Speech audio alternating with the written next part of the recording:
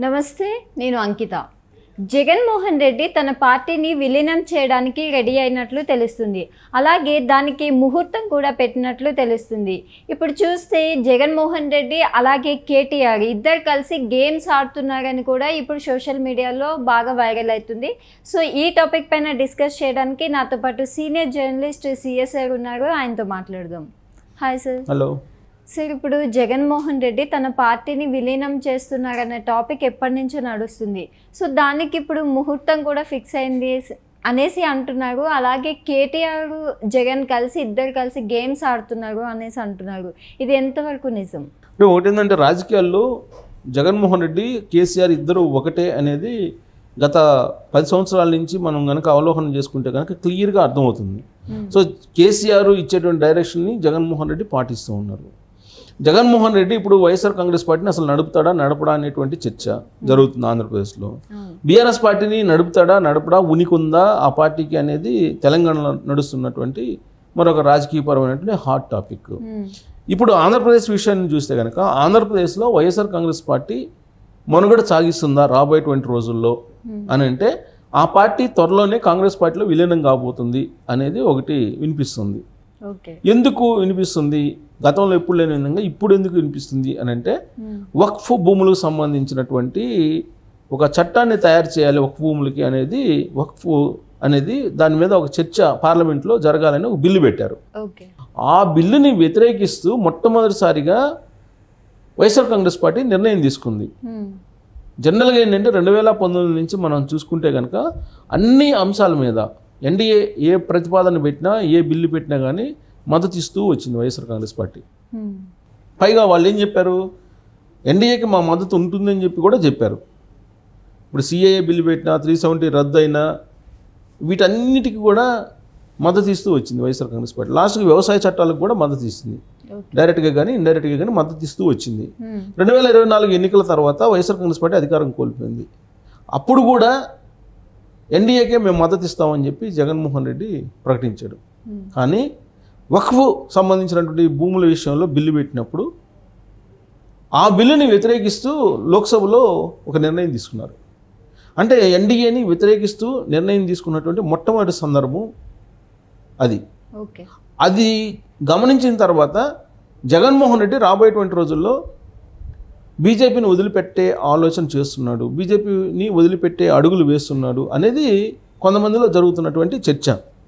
అయినప్పటికీ పూర్తిగా బీజేపీని వదిలిపెట్టేస్తున్నాడా, నరేంద్ర మోడీని అమిత్ షాని కాదని చెప్పి ఇతను పోరాడగలడా అనేటువంటి క్వశ్చన్ వేసుకుంటే వచ్చేటువంటి సమాధానాన్ని బట్టి చూస్తే కనుక ఇతను గేమ్ ఆడుతున్నాడు అని చెప్పి భావించేటువంటి వాళ్ళు కూడా లేకపోలేదు. కానీ వక్ఫ్ భూములకు సంబంధించిన బిల్లు ఏదైతే ఉందో దాన్ని వ్యతిరేకించారు కాబట్టి అతను బీజేపీకి దూరం జరుగుతున్నారు అనేది ఒక భావన. 2, ఢిల్లీ వెళ్ళాడు, రాష్ట్రపతి పాలన పెట్టాలి ఆంధ్రప్రదేశ్లో అని ఆయన. ఆ సందర్భంగా కూడా ఇండియా కూటమిలో ఉన్న అన్ని పార్టీలు మద్దతు ఇచ్చాయి ఎక్సెప్ట్ కాంగ్రెస్. అంటే ఇండియా కూటమి వైపు జరుగుతున్నాడు జగన్మోహన్ రెడ్డి అనేది అప్పట్లోనే వచ్చినటువంటి ఒక టాక్. సో ఈ 2 ఇన్సిడెంట్స్ని బేస్ చేసుకొని జగన్మోహన్ రెడ్డి రాబోయేటువంటి రోజుల్లో ఇండియా కూటమికి దగ్గర అయ్యే అవకాశం ఉంది అనేది ఒకటి వినిపిస్తుంది. దానికి బలం చేకూరేలా ఇటీవల కాలంలో డీకే శివకుమార్ డిప్యూటీ సీఎం కర్ణాటక ఆయనతోటి భేటీ అవుతున్నాడు, తరచు కూడా ఈ లైజనింగ్ నడుపుతున్నాడు అనేది ఇంకొక ప్రచారం. వీటన్నిటిని కలిపి చూస్తే కనుక జగన్మోహన్ రెడ్డి రాబోయేటువంటి రోజుల్లో ఇండియా కూటమి వైపు వెళ్ళే అవకాశం ఉంది. ఇండియా కూటమి వైపు వెళ్ళాలంటే కాంగ్రెస్ పార్టీ ఉంది, కాంగ్రెస్ పార్టీలో వైఎస్ఆర్ కాంగ్రెస్ పార్టీని విలీనం చేసే ఆలోచన కూడా ఆయన చేస్తున్నాడు అనేది ఒకటి వినిపిస్తుంది. అంటే ఆ మేరకు కేసీ వేణుగోపాల్ కానీ డీకే శివకుమార్ కానీ వీళ్ళు ప్రతిపాదనలు పెట్టారు జగన్మోహన్ రెడ్డి దగ్గర అనేది. సో నిజంగా వైఎస్ఆర్ కాంగ్రెస్ పార్టీని కాంగ్రెస్ పార్టీలో విలీనం చేస్తారా, చేసే అవకాశం ఉందా అని అంటే, ఇప్పుడున్నటువంటి పరిస్థితుల్లో జగన్మోహన్ రెడ్డి ఇండియా కూటమి వైపు మొగ్గు చూపుతున్నటువంటి సమయంలో ఎన్డీఏ ఖచ్చితంగా చట్టం తన పని తాను చేసుకోబోయేలాగా గ్రీన్ సిగ్నల్ ఇస్తుంది. ఆ విధంగా కనుక చేస్తే ఇమీడియట్గా జగన్మోహన్ రెడ్డి జైలుకి వెళ్తారు. వన్స్ జగన్మోహన్ రెడ్డి జైలుకి వెళ్ళిన తర్వాత వైఎస్ఆర్ కాంగ్రెస్ పార్టీ మనుగడ ఉంటుందా అంటే ఉండదని చెప్పి ఎవరైనా చెప్తారు. ఇలాంటి పరిస్థితుల్లో జాతీయ స్థాయిలో ఏదో ఒక మద్దతు ఉండాలి కాబట్టి జగన్మోహన్ రెడ్డి ఎన్డీఏకు ఎలా ఇవ్వదు, ఎందుకంటే తెలుగుదేశం పార్టీ జనసేన భాగస్వామ్య పక్షాలుగా ఉన్నాయి కాబట్టి ఇవ్వరు, ఇచ్చే అవకాశం కూడా లేదు. పైగా జగన్మోహన్ రెడ్డి వస్తానన్నా కానీ చంద్రబాబు నాయుడు జనసేన 2 ఒప్పుకోవు. కాబట్టి ఉన్న ఒకే ఒక ఆప్షను ఇండియా కూటమి వైపు వెళ్ళేది. ఇండియా కూటమి వైపు వెళ్ళాలంటే కాంగ్రెస్ పార్టీ ఆదరిస్తుందా అంటే ఆదరించదు, మెర్జ్ చేయమంటుంది. సో మెర్జ్ చేయమన్నప్పుడు ఈ టాక్సే నడుస్తున్నాయి కర్ణాటకలో అనేది వినిపిస్తుంది. సో ఇదంతా ఒక కొలిక్కి ఎప్పుడు వస్తుంది అని అంటే సెప్టెంబర్ 2వ తారీఖున దీని మీద ఒక స్పష్టత వచ్చే అవకాశం ఉంది అని చెప్పి వైఎస్ఆర్ కాంగ్రెస్ పార్టీ వర్గాల నుంచి తెలుస్తున్నటువంటి సమాచారం. ఏంటి సెప్టెంబర్ 2 అంటే రాజశేఖర రెడ్డి వర్ధంతి. ఆ లోపుగా ఏదో క్లారిటీ వచ్చే అవకాశం ఉంది. ఈ లోపు షర్మిలకి రాజ్యసభ ఇచ్చి ఆమెని ఢిల్లీకి పరిమితం చేసి కాంగ్రెస్లో వైఎస్ఆర్ కాంగ్రెస్ పార్టీని మెర్జ్ చేసిన తర్వాత కాంగ్రెస్ పగ్గాలు జగన్మోహన్ రెడ్డికి అప్పజెప్పేలాగా టాక్స్ నడుస్తున్నాయి అధిష్టానం దగ్గర, డికే శివకుమార్, కేసీ వేణుగోపాల్ రూపంలో అనేది ఒకటి రాజకీయపరమైనటువంటి ఒక చర్చ ఢిల్లీ వేదికగా జరుగుతుంది. ఇంకొక వైపు బీఆర్ఎస్ పార్టీ తెలంగాణలో ఏంటి అని అంటే బీఆర్ఎస్ పార్టీ ఇప్పుడు బీజేపీలో విలీనం కాబోతుంది అనేది ఒకటి. ఆల్రెడీ కేటీఆర్, హరీష్ రావు ఇద్దరు ఢిల్లీలో మాట్లాడుకొచ్చుకున్నారు. దాని పర్యవసానంగానే కవితకి బెయిల్ రాబోతుంది, బెయిల్ వచ్చే అవకాశం ఉంది. ఈ బెయిల్ వచ్చిన తర్వాత ఈ మొత్తం ప్రక్రియ కంప్లీట్ అవుతుంది అని అంటున్నారు. అంటే గురు శిష్యులు ఇద్దరు కూడా, కేసీఆర్, జగన్మోహన్ రెడ్డి ఇద్దరు కూడా పార్టీలను నడపలేము, జాతీయ స్థాయిలో ఉండేటువంటి కూటముల మద్దతు లేనిది అనేటువంటి ఒక అభిప్రాయానికి వచ్చారు అనడానికి ఈ తాజాగా కనిపిస్తున్నటువంటి రాజకీయపరమైన పరిణామాలు. ఎందుకనంటే ఇటీవల కాలంలో 2024 ఎన్నికల్లో ఫలితాలు చూసిన తర్వాత అటు జగన్మోహన్ రెడ్డి కానీ ఇటు కేసీఆర్ కానీ చెప్పినటువంటి మాట ఏంటంటే దేశవ్యాప్తంగా కూడా అటు ఇండియా కూటమి లేదంటే ఇటు ఎన్డీఏ కూటమికో మద్దతు ఇవ్వకుండా లేదంటే వాటిలో భాగస్వామి కాకుండా ఆ రెండు కూటములకి దూరంగా ఉండేటువంటి పార్టీలకు మనుగడ లేకుండా అయిపోయింది అనేటువంటి అభిప్రాయానికి వాళ్ళు వచ్చేసారు.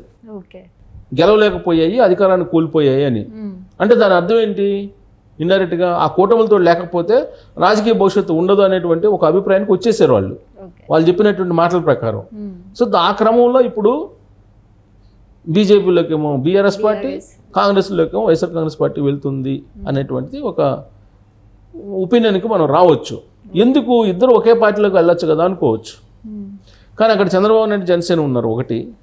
రెండు ఏంటంటే రాబోయేటువంటి రోజుల్లో ఒకవేళ ఇండియా కూటమి వచ్చినా కానీ సేఫ్ సైడ్గా జగన్మోహన్ రెడ్డిని అక్కడ పెట్టాలని కేసీఆర్ నిర్ణయించుకున్నాడు. అందుకని శిష్యునేమో కాంగ్రెస్ పార్టీ వైపు పంపించి ఈయనేమో బీజేపీ వైపు వెళ్ళడానికి సిద్ధమయ్యారు అనేది వినిపిస్తుంది. సో కేసీఆర్ నిజంగా బీఆర్ఎస్ పార్టీని మెర్జ్ చేస్తారా అని అంటే కేసీఆర్ బీజేపీలో మెర్జ్ చేయడానికి కవితను బయటికి తీసుకురావటం ఒకటి. రెండు, రాబోయేటువంటి రోజుల్లో ఉపరాష్ట్రపతి పదవి కేసీఆర్ ఏదో ఆశిస్తున్నారు అనేది కూడా ఒకటి ఇప్పుడు వినిపిస్తుంది. సో ఈ రెండింటికి సంబంధించి ఒక డీల్ కుదిరింది ఢిల్లీ కేంద్రంగా. కాబట్టి ఇక్కడ కేసీఆర్ ఏమో బీజేపీతో కలిపి మొత్తం మెర్జ్ చేసేసి పార్టీని ఆయన రాజకీయపరమైనటువంటి ఒక కంక్లూజన్కి వస్తున్నాడు. అక్కడేమో ఆయన జగన్మోహన్ రెడ్డి కూడా కాంగ్రెస్తో కలిసి ఒక కంక్లూజన్ రావాలనుకుంటున్నాడు. కాబట్టి వీళ్ళిద్దరు గురు శిష్యులు ఆడుతున్నటువంటి నాటకం ఢిల్లీలో క్లియర్గా కనిపిస్తుంది. ఈ రెండు పార్టీలు, అటు వైఎస్ఆర్ కాంగ్రెస్ పార్టీ ఇటు బీఆర్ఎస్ పార్టీ, రెండు తెలుగు రాష్ట్రాల్లో రాబోయేటువంటి రోజుల్లో జెండా పీకేయబోతున్నాయి అనేది చాలా బలంగా రాజకీయ వర్గాల్లో ఇటీవల వినిపిస్తున్నటువంటి ఒక టాక్.